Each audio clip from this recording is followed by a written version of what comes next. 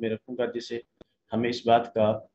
احساس پیدا ہوگا انشاءاللہ کہ زکوٰۃ اللہ تعالیٰ کی طرف سے ہمارے لیے کتنی بڑی سعادت ہے اور زکوٰۃ کی کتنی اہمیت ہے۔ تو سب سے پہلی چیز یہ ہے کہ زکوٰۃ اسلام کے بنیادی ارکان میں سے ایک رکن ہے، اور یہ بات بہت واضح اور اہم ہے کہ جب کسی بلڈنگ کا کوئی رکن، کوئی پلر، کوئی ستون کمزور پڑتا ہے تو اس کمزوری کا نتیجہ پوری بلڈنگ کو برداشت کرنا پڑتا ہے۔ اور بسا اوقات بہت سارے 5 پلرز میں سے اگر 4 پلر اپنی جگہ پر برقرار بھی ہوں تو جس سائڈ کا پلر کمزور ہوتا ہے تو خطرہ اس بات کا بھی ہوتا ہے کہ وہ دیگر کی پاور کو بھی ختم کر کے بجائے فائدے کے کسی نقصان کا باعث بن جائے۔ اس لیے اللہ تعالیٰ نے زکوٰۃ کو اسلام کا رکن اور ایک ستون قرار دیا ہے۔ حضور صلی اللہ علیہ وسلم نے اسلام کا رکن اور ستون کہا ہے تاکہ احساس پیدا ہو سکے اس بات کا کہ یہ بہت اہم ہے، اگر اس میں کمزوری آ جائے گی تو اسلام کی پوری عمارت جو ہے وہ اس پوری عمارت کے اندر کمزوری سمجھی جائے گی۔ اور ایک طرف تو اس کی اتنی بڑی اہمیت ہے، اور دوسری طرف اگر ہم دیکھیں تو عصر حاضر میں زکوٰۃ اور اس کے احکامات کے حوالے سے غفلت بہت زیادہ ہے۔ بہت سارے لوگ تو زکوٰۃ کے حکم کو حکم نہیں سمجھتے ہیں۔ اللہ معاف فرمائے، ہمارے ہاں بہت سارے ایسے کیس آتے رہتے ہیں کہ لوگ کہتے ہیں کہ یار زکوٰۃ ادا کرنا، اللہ کو کیا ضرورت ہے مال کی، اللہ کو تو واقعتاً کوئی ضرورت نہیں ہے،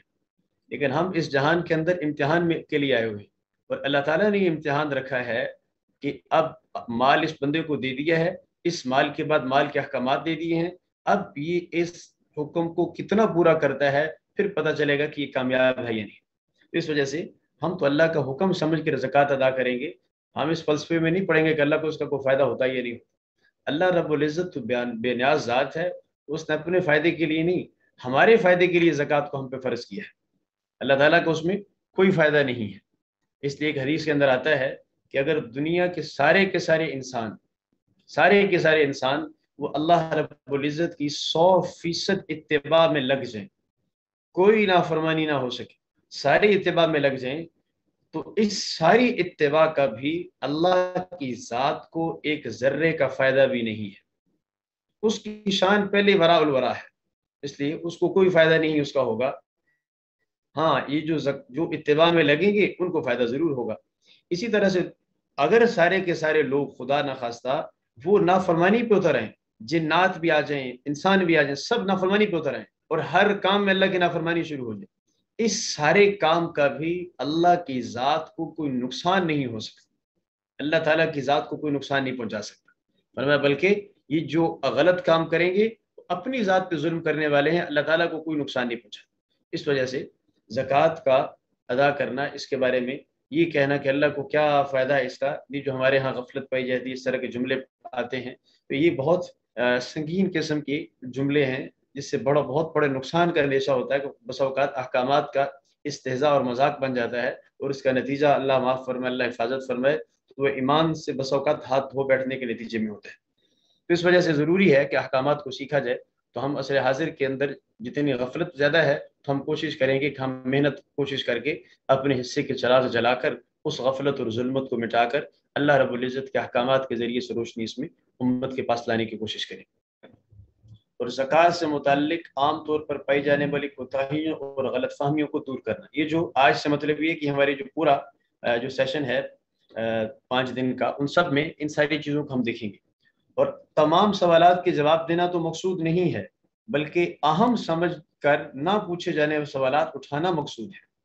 کہ بس اوقات پوچھتے نہیں کہ یہ سوال ہے بھی کہ نہیں، تو ہم ایسی چیزیں ڈسکس کریں گے جس سے ہمیں کم از کم اتنا پتہ چلے کہ یار یہ سوال تو پوچھیں،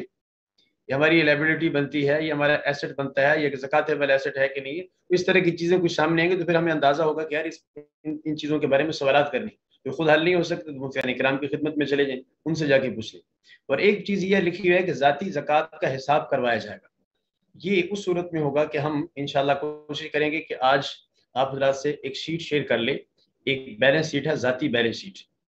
ایک ہوتی ہے بزنس کی بیلنس شیٹ، وہ تو ہوتی ہے، بہت سارے لوگ اس کو مینٹین کر رہے ہوتے ہیں، لیکن جو اپنی ذاتی بیلنس شیٹ ہے نا، یہ تقریباً کوئی نہیں مینٹین کر رہا ہوتا، کوئی بہت زیادہ ہی کوئی مہذب ہو اور وہ آپ سمجھے کہ بھی میری ساری اثاثے میرے علم میں ہونے چاہیے تو وہ کرتا ہے، ورنہ عام طور پر اس کو کوئی مینٹین نہیں کرتا۔ تو ہم نے ایک بیلنس شیٹ بنائی ہے، خطہ سا بنایا ہے، آپ اس میں اضافہ بھی کر سکتے ہیں، کمی بھی کر سکتے ہیں، لیکن ایک روڈ میپ مل جاتا ہے، خطہ مل جاتا ہے کہ اس طرح سے ہم اپنے ذاتی جو ہمارے اثاثے ہیں ان کو ہم اس میں لکھیں، ہماری ذاتی لائبلٹی کیا بنتی ہے وہ ہم اس میں لکھیں. تو وہ ہم شیٹ انشاءاللہ آج آپ سے شیئر کر لیں گے، آپ اس کو اپنے طور پر فل کر لینا. تو ہماری جب یہ نشست ختم ہوگی انشاءاللہ ہم جو جو شیٹ فل کریں گے تو ان کا حساب انشاءاللہ زکوٰۃ کا پورا ہو چکا ہوگا. تو یہ مقصود ہے اس سے. باقی تمام کے تمام مسائل جو زکوٰۃ کے متعلق دنیا میں آج پیش آ چکے وہ سبھی 5 دنوں میں ہو جائیں تو ایسا ممکن نہیں ہے. وہ بہت بڑی بڑی کتابیں بھری پڑی ہیں. تو اہم انشاءاللہ مسائل ضرور آ جائیں گے، جو سوالات پوچھے جائیں گے کوشش کریں گے کہ ان کے جوابات بھی آ جائیں، لیکن استیاب کرنا کہ ہر ایک سوال دنیا جب جہان کا اس میں آ جائے یہ شاید اس میں مشکل ہوگا. اب یہ ایک اگلی یہاں سے ہم آغاز کر رہے ہیں کہ زکوٰۃ ہے کیا. تو زکوٰۃ ایک عبادت ہے. یہ زکوٰۃ ہے کیا، یہ سوال اس بنیاد پر اٹھایا ہے کہ اگر ہم بزنس میں دیکھتے ہیں نا تو بزنس کے اندر جہاں بہت سارے ہیڈز بنے ہوتے ہیں بیلنس شیٹ کے اندر، تو بیلنس شیٹ میں ایک طرف اثاثے لکھے ہوئے ہیں، کہیں انکم لکھی ہوئی ہے،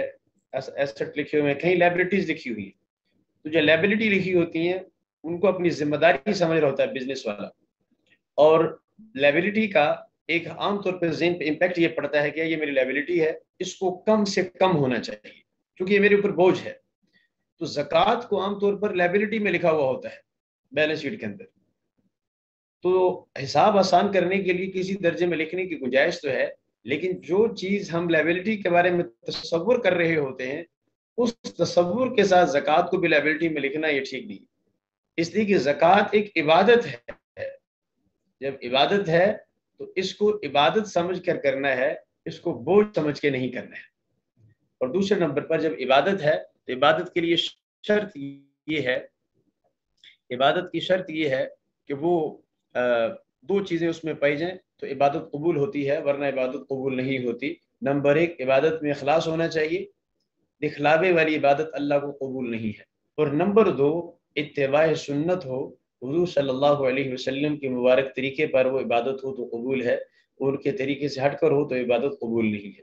اس لیے یہ دونوں چیزیں ضروری ہیں کہ عبادت میں اخلاص بھی ہو اور اتباع سنت بھی ہو. اخلاص تو ہر بندہ اپنے دل میں پیدا کر سکتا ہے، اتباع سنت سیکھنے کی چیز ہے. یہ سیکھیں گے کہ حضور صلی اللہ علیہ وسلم نے عبادات کے بارے میں، زکوٰۃ کے بارے میں کیا اصول آداب ارشاد فرمائے، کیا آداب ارشاد فرمائے، ان کا لحاظ رکھیں گے تو انشاءاللہ وہ عبادت ہماری زیادہ اہم بنے گی. اب اس کے بعد زکوٰۃ کے مسائل سیکھنے کے حوالے سے ایک مسلمان کی ذمہ داری کتنی بڑی ہے. تو جب کوئی عاقل بالغ انسان مرد ہو یا عورت ہو، جب وہ زکوٰۃ کے نصاب کا مالک ہے، یعنی اگر وہ مالدار ہے آسان لفظوں میں، تو مالدار ہے تو اس پہ زکوٰۃ لازم ہے. جب زکوٰۃ لازم ہے تو زکوٰۃ کے احکامات سیکھنا بھی اس پہ لازم ہے، فرض درجے میں ہے. چونکہ جو عبادت فرض ہے اس عبادت کی ادائیگی کے لیے علم بھی فرض ہے، کیونکہ وہ علم نہیں ہوگا تو وہ ادائیگی نہیں ہو سکتی اس عبادت. جب زکوٰۃ فرض ہے کسی بندے پر تو زکوٰۃ کے احکامات سیکھنا اتنے کہ اس کی اپنی ادائیگی ہو سکے زکوٰۃ کی، یہ بھی اس کے ذمے فرض ہے. اور اسی طرح سے دوسرے نمبر پر اگر کوئی صاحب نصاب نہیں ہے، کوئی بہت بڑا مالدار نہیں ہے، تھوڑا چھوٹا موٹا اس کا کام ہے، بیچارے کا مالدار نہیں ہے، تو کیا وہ زکوٰۃ کے مسائل سیکھے تو اس کو بھی کچھ ثواب ملے گا کہ نہیں ملے گا؟ تو ضرور ملے گا. حدیث شریف میں آتا ہے کہ دین کا ایک باب جب سیکھا جاتا ہے تو اللہ رب العزت 1000 رکعت نماز نفل پڑھنے سے زیادہ ثواب عطا فرماتے ہیں. تو اگر ہم نہیں بھی مالدار ہیں تو تب بھی ہم اس نیت سے اگر سیکھیں گے کہ اللہ تعالیٰ ہمیں مالدار کرے گا تو انشاءاللہ ہم زکوٰۃ ادا کریں گے. اس وجہ سے زکوٰۃ کی ادائیگی کے زکوٰۃ کے احکامات کو سیکھنا اس نیت سے انشاءاللہ یہ بھی فائدے سے خالی نہیں ہے. تو میرا خیال ہے کچھ ٹائمنگ کا بھی ایشو آ رہا ہے کہ تھوڑا سا وقت باقی ہے. چلو ہم دیکھ لیتے ہیں جہاں تک ہم چلتے ہیں، باقی انشاءاللہ بعد میں ساتھ ساتھ چلتا رہے گا. تو سب سے پہلے ہم ایک پہلی آیت لے لیتے ہیں زکوٰۃ کی اہمیت کے حوالے سے اور فائدے کے حوالے سے. اللہ تعالیٰ ارشاد فرماتے ہیں قرآن پاک کے اندر، مثل الذین ينفقون اموالهم فی سبیل اللہ کمثل حبۃ انبتت 7 سنابل فی کل سنبلۃ 100 حبۃ واللہ یضاعف لمن یشاء واللہ واسع علیم. کہ وہ لوگ جو اللہ کی راہ میں اپنے مالوں کو خرچ کرتے ہیں ان کی مثال ایسی ہے جیسا کہ دانہ کاشت کیا جاتا ہے. اس دانے سے مراد آسان سمجھنے کے لیے جیسے مکئی کا دانہ کاشت کیا جاتا ہے، ایک دانہ کاشت کرتے ہیں، اس ایک دانے کی وجہ سے ایک کومپل نکلتی ہے، ایک چھوٹا سا پودا اس پہ لگتا ہے، اور اس پر پھر 7 بالیں لگتی ہیں. 7 بانے سے مطلب 7 سٹے لگتے ہیں، مکئی کا جیسے ایک سٹا ہوتا ہے، اور اس میں ہر ایک سٹے میں 100 دانے ہوتے ہیں کم و بیش، اور ہر ایک پودے پہ تقریباً 7 سٹے لگے ہوتے ہیں کم و بیش، اوسطاً 60 سٹے بنتے ہیں۔ تو نتیجہ کیا نکلا کہ ایک دانہ کاشت کیا اور نتیجے میں اللہ تعالیٰ نے 700 دانے عطا فرما دی۔ اسی طرح سے جو اللہ کی راہ میں ایک خرچ کرتا ہے، اللہ رب العزت اس کو کم از کم 700 گنا عطا فرماتے ہیں۔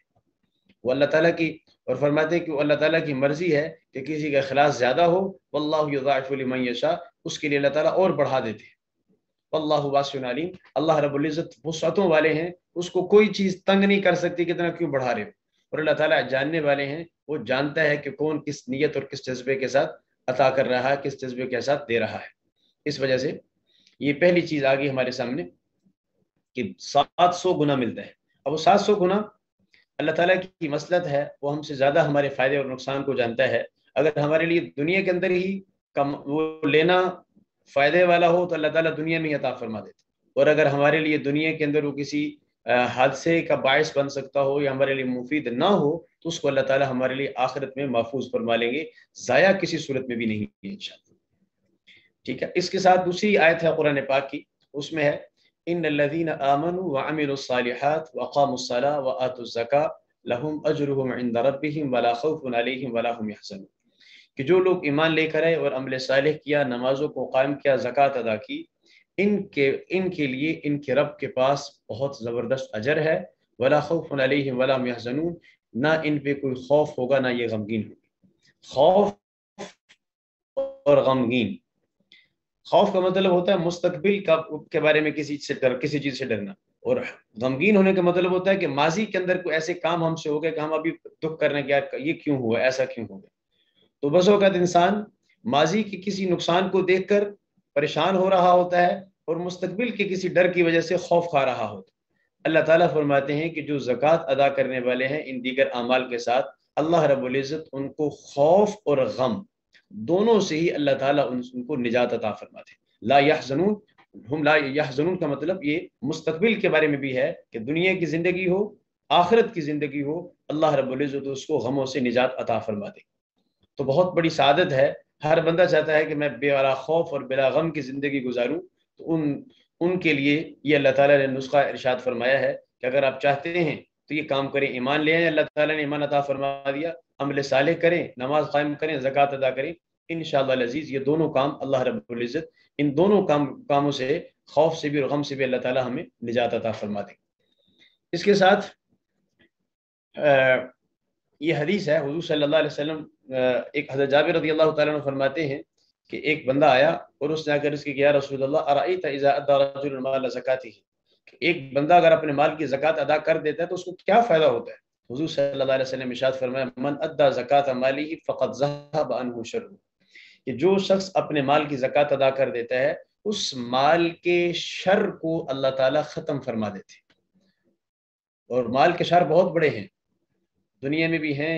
آخرت میں بھی ہیں، موت کے وقت کے بھی ہیں، بہت سارے شرور ہیں مال کے، ان تمام شرور سے اللہ رب العزت اس کی حفاظت فرما دیتے ہیں۔ جو مال کے اعتبار سے شر آنا تھا اس کی اگر زکوٰۃ ادا ہو گئی ہے۔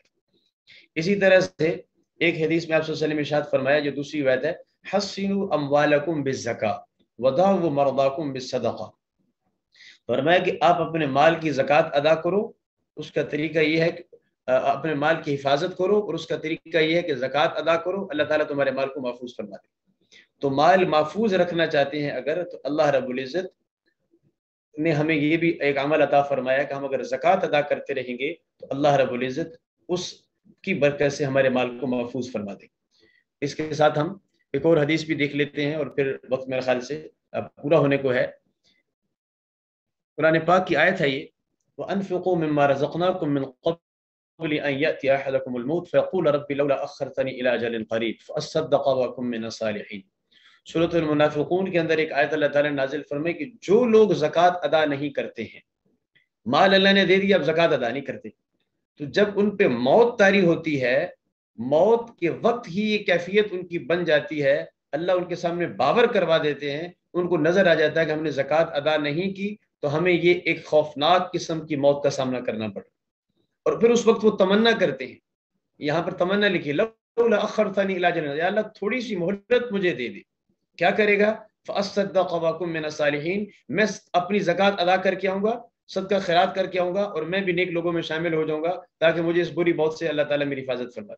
لیکن وہ وقت پھر گزر چکا ہوتا ہے، جب موت کا فرشتہ ایک دفعہ آ جاتا ہے تو پھر مہلت نہیں ملتی ہوتی. لیکن اللہ تعالیٰ نے ہم پر احسان فرمایا کہ بجائے اس کے کہ وہ کیفیت آتی اور پھر ہمیں پتہ چلتا، اللہ تعالیٰ نے پہلے ہی قرآن پاک کے اندر ہمیں یہ کیفیت بتلا دی ہے کہ خدا نہ خواستہ اگر زکوٰۃ ادا نہیں کی جائے گی تو یہ کیفیت پیدا ہوتی ہے پھر، اور پھر اس صورت میں یہ تمنا اور حسرت آتی ہے، لیکن اس وقت کی یہ حسرت کسی کام نہیں آتی. اور اس وقت بندہ کہتا ہے یا اللہ تھوڑی سی مہلت، اللہ تعالیٰ فرماتا ہے نہیں اب کوئی مہلت. اس وجہ سے اس مہلت سے پہلے ہم اپنے زکوٰۃ کے احکامات کو سیکھ کر اس کے مطابق اپنے زکوٰۃ کو ادا کریں. اس کے ساتھ ہی دوسری آیت ہے، یہ تو دنیا کے حد تک تھی چیزیں. ایک قرآن پاک کی دوسری آیت ہے کہ قیامت والے دن کا منظر عجیب سا منظر ہے. قیامت کا 50,000 سال کا ایک دن ہے، بڑا عجیب و غریب سا منظر ہے. اس میں ایک منظر نامہ یہ بھی قرآن میں آیا ہے، قرآن پاک میں آیا ہے. میرا خیال ہے وقت ہمارا ادھر پورا ہو رہا ہے، شاید دوبارہ سے میں جوائن کرنا پڑے گا. اچھا ہم یہ ایک آیت اور ایک حدیث دیکھ لیتے ہیں اور پھر ہمارا وقت مکمل ہو جائے گا. میں نے بات کیا تھا یا ایھا الذین آمنوا ان کثیرا من الاحبار والرهبان ليأكلون اموال الناس بالباطل ويصدون عن سبيل الله والذین یکنزون الذهب والفضة ولا ينفقون في سبيل الله فبشرهم بعذاب الیم. کہ دنیا میں بہت سارے اے ایمان والو، ان کثیرا من الاحبار کے بہت سارے جو عیسائیوں کے بڑے بڑے راہب قسم کے لوگ تھے، وہ دردناک عذاب کی ایک کیفیت اللہ تعالیٰ نے یہاں پر ارشاد فرمائی یوم یحمى علیہا فی نار جہنم. وہ جو مال انہوں نے جمع کیا اور پھر اس کی زکوٰۃ ادا نہیں کی، اس مال کو جہنم کی آگ کے اندر گرم کر کے تپایا جائے گا. یحمى علیہا فی نار جہنم فتقوی بہا جباہہم وجنوبہم وظہورہم. پھر اس مال کو وہاں سے اٹھا کر، وہ ایک بالکل انگارے کی شکل میں ہوگا، اور اٹھا کر ان لوگوں کے پہلوؤں پر آ کر، ان کی پیٹھوں پر آ کر اس مال کو لگایا جائے گا. اور جب یہ جلیں گے تو پوچھیں گے کہ یہ کیا ہوا، یہ کیوں ہمارے ساتھ ہو رہا ہے؟ تو اللہ تعالیٰ کی طرف سے جواب ہوگا ھذا ما کنزتم لانفسکم، ھذا ما کنزتم لانفسکم، یہ وہ تمہارا مال ہے جو تم نے جمع کیا تھا. فذوقوا ما کنتم تکنزون، تم اپنا مال اکٹھا کر کے رکھتے تھے، اپنا محفوظ کر کے رکھنے کی کوشش کرتے تھے کہ کسی کے پاس نہ جائے، حتیٰ کہ زکوٰۃ بھی نہ جائے. تو تمہارا سارا مال ہم نے جمع کر کے آج محشر کے میدان میں پہنچا دیا، اور محشر کے میدان میں پہنچانے کے بعد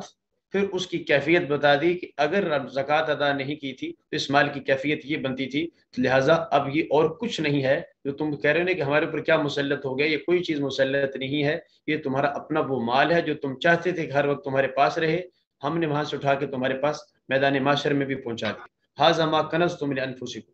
فذوقوا ما کنتم تکنزون. اور اللہ تعالیٰ فرمائیں گے چکھو جو تم اپنے لیے خزانہ جمع کیا کرتے تھے. تو اس وجہ سے یہ بہت بڑی وعید ہے. اللہ تعالیٰ ہم سب کی حفاظت فرمائے کہ مال کو ہم اکٹھا تو اس لیے کرتے ہیں تاکہ ہمیں سکون حاصل ہو.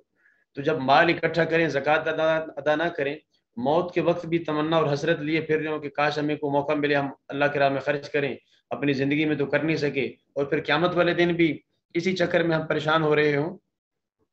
قیامت والے دن بھی اسی چکر میں پریشان ہو رہے ہوں، تو اس سے بہتر ہے کہ ہم دنیا کے اندر اپنے مال کی زکوٰۃ ادا کر کے جائیں. اور ایک اور نقصان زکوٰۃ ادا نہ کرنے کا، یہ حدیث سامنے موجود ہے. حضور صلی اللہ علیہ وسلم کی خدمت پہ ایک صحابی ہے، اور آ کے انہوں نے کہا کہ یا رسول اللہ، فلاں شخص کا مال سمندر کے کنارے پڑا تھا، ایک لہر آئی پانی کی اور اس کے مال کو بہا کے لے گئی. اس موقع پر آپ صلی اللہ علیہ وسلم نے ارشاد فرمایا ما تلف مال فی بر ولا بحر الا بحبس الزکوٰۃ، کہ جب بھی مال سمندر میں یا خشکی میں کہیں بھی ضائع ہوتا ہے، اس کے ضائع ہونے کا ایک بہت بڑا سبب زکوٰۃ ادا نہ کرنا ہے. جب زکوٰۃ ادا نہیں کی جاتی تو اللہ تعالیٰ اس سے اپنی حفاظت اٹھا لیتے ہیں، جب اللہ حفاظت اٹھا لیتے ہیں تو وہ ضائع ہی ہو جاتا ہے. اس وجہ سے زکوٰۃ ادا کرنا گویا ہمارے مالوں کو محفوظ کرنا ہے. اور ایک اور روایت میں حضور صلی اللہ علیہ وسلم ارشاد فرمایا لم يمنعوا زکاۃ اموالهم الا منعوا المطر من السماء ولولا البهائم لم يمطروا. فرمایا کہ لوگ زکوٰۃ ادا نہیں کرتے تھے، اللہ تعالیٰ کو ان پر غصہ آتا ہے ان کے زکوٰۃ ادا نہ کرنے کی وجہ سے، اور اس کے نتیجے میں پھر اللہ تعالیٰ بارشوں کو روک لیتے ہیں. اور فرمایا کہ ابھی اس کے باوجود اگر بارش ہوتی ہے تو وہ ان جانوروں اور چپایوں کی وجہ سے ہوتی ہے جو جاندار ہیں، انہیں بھی پانی کی ضرورت ہے، ان کے لیے اللہ تعالیٰ پھر بارشیں برساتے ہیں، تو پھر انسان بھی مستفید ہو جاتے ہیں۔ ورنہ اگر وہ جانور نہ ہوتے تو انسانوں کے اس عمل کی وجہ سے اللہ اتنے ناراض ہوتے کہ اللہ تعالیٰ پھر ان کو کبھی بارش نہ برساتے۔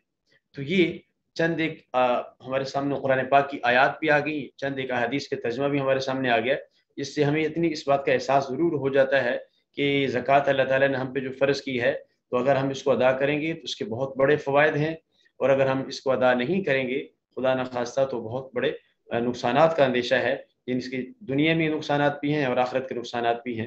اللہ تعالیٰ ہم سب کو زکوٰۃ کے احکامات کو سیکھنے کی اور اس کے مطابق عمل کرنے کی توفیق عطا فرمائے۔ انشاءاللہ آگے جو اس کے ہمارے سوالات ہیں، جو معاملات ہیں، وہ انشاءاللہ اگلے سیشن کے اندر تفصیل کے ساتھ آ جائیں گے۔